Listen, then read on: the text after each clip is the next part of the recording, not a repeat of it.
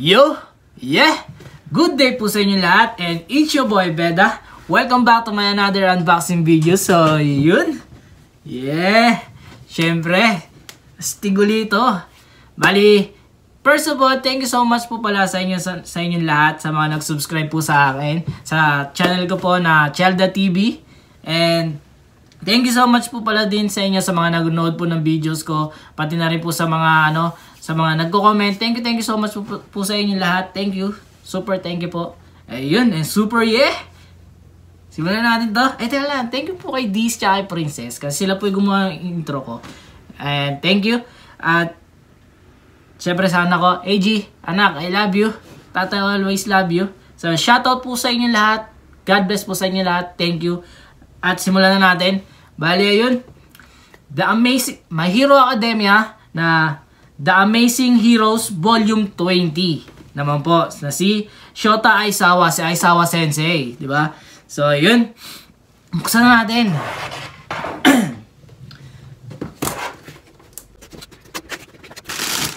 Ayun, meron siyang 3 parts.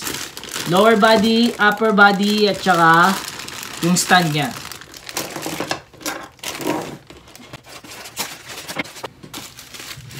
Ayun, tingnan nyo. Nakabalot pa. Bagong-bago.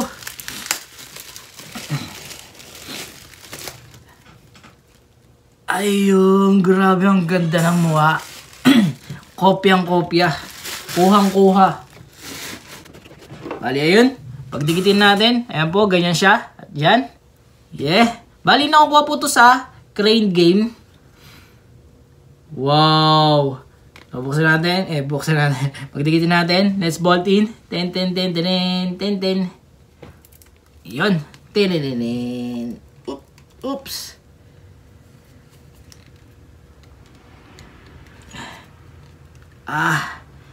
Ang sakit sa kamay. Ayun. Tingnan nyo. Cool na cool. Astig na astig. Wow. Tingnan nyo yung mata. Sana nakikita po, kulay-pula yung mata niya. Syempre, di ba, pag ina-activate niya na yung quirk ba yun? Yung kapangyarihan niya. Di ba, napipigilan niya yung kapangyarihan nung tinitignan niya. Di ba? Parang ganon. Ay, ganon talaga. Pasensya na po. So, ayan. Tingnan nyo. Yeah. Ayan. Tingnan nyo po yung mukha niya, yung facial reaction niya, pati po rin po yung balbas niya. Daling-dali nila. Yan, pagkakagawa, super dali. Yung mata, ang tangos ng ilong. At ayan, yung sunglass niya, syempre ginagamit niya pag di ba? Tsaka malupit ang kulit nito no? Pagka yung nagtuturo siya, tapos na yung turo niya, biglang sabay body bag. Natutulog na lang sa body bag, bigla-bigla di ba? Ayan, tingnan niyo po yung pagkaka-fly away ng buhok niya. Ayan, yung movement ng buhok niya, nandun pa rin. Wow, yung kinis ng buhok, ng pagkakakulay, daling-dali, ayan po. Wow, tas ito, yung ginagawa niya yung scarf na parang tela. Yan, tingnan niyo. Yan din yung ginagamit niya pag nakikipaglaban din siya. Yan, tingnan niyo po, paikot. Ayan, napakaganda, super quality figure. Tas ayan, hawak-hawak pa po niya. Ayan, tingnan niyo, ang galing, di ba? Syempre, nung hinawakan, lumukot. Ayan yun, ayan po, di ba? Lumukot siya. Diba? Tingnan nyo dito. Straight na straight. Nung hinawakan, lumukot. Tapos tingnan nyo po yung kamay. Daling-dali po yung kamay niya. Ayan. Ayan. May damage pa po yung damit niya dito. Ayan. Grabe. Napakaganda. Ayan. Paikot to. Tapos dito pa. Ayan. Yun. At ayun. Hawak din uli niya. Ayan. Tingnan nyo. Ayan. Yung pagkakasuksok dun sa may daliri niya. Pag ganon. Di ba? Ang galing. Ang galing ng pagkakagawa. Super galing nito. Napakaganda. Ayan po. Yan, tingnan nyo. Ayun, di ba? O ganun. Astig. Super astig. Napakaganda. Ayan. Tingnan nyo po yun. Napakasimple ng damit niya. Ayan.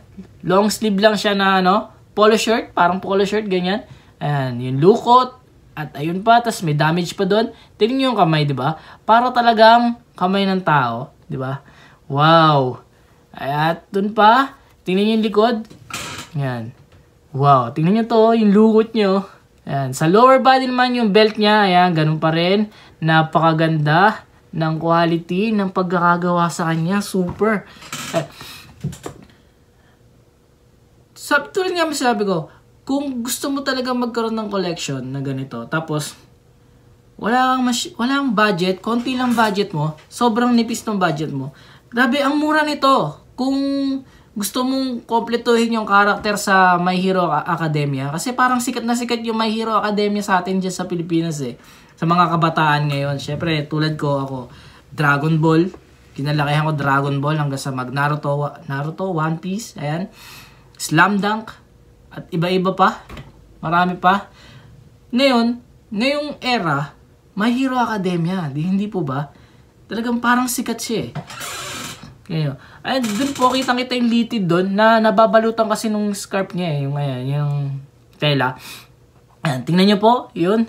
Naka-fighting pose siya, napakaganda. Tulad nga sabi ko, ang galing nilang gumawa kasi, di ba, napapanood natin sa TV, lalabanan, may mga movement. So, naka-ganyan siya, naka-fighting form siya. So, napaka-astig at napakaganda po niya. Ayan, tingnan niyo po, andun pa po yung lukot. Ayan, tingnan niyo. Yan, sa likod, 'di ba? Astig yung sapatos. Ayan, kopyang-kopya yung sapatos, boots na boots talaga siya. Ay, yung swelas at yung markings ni Aizawa Sensei, ayan, nandiyan po. Ito, yan. Ayan po siya. Para di kayo mapeke. Grabe, ang ganda nito. Sa mukha pa lang, panalong-panalo. Kasi yung pinaka siya eh. Makikita mo dun eh. Pero po yung sa mukha, super, grabe. At super mura niya, 1,480. Ayan.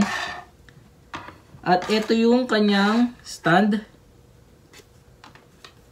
Yon. Yan, ganyan siya. Tingnan nyo po. Wow, super wow nito. Ang ganda. May Ichiban Kuji din po nito. At yung presyo ng Ichiban Kuji ay doble nito eh. At mas pa. Kasi pumapatak yun ng 4,000 yan mahigit eh. Diba? Pero syempre, i-appreciate ko talaga to ng sobra. Kasi tingnan nyo, napakaganda nyo. Ang angas. Wow, super wow talaga to. Ang galing. Wow. Amazing hero. Super amazing talaga. Napakaganda. So, yun lang po. That's it. Thank you so much po sa inyo lahat. Thank you for watching. Yeah. Beda once again. See you next time po sa aking susunod na unboxing video. And yun. Thank you. Please, subscribe nyo po sana ako pag first time pa lang po ninyo panood yung video ko. Yun lang po. Thank you so much. Peace. AJ, I love you. Bye-bye. Thank you.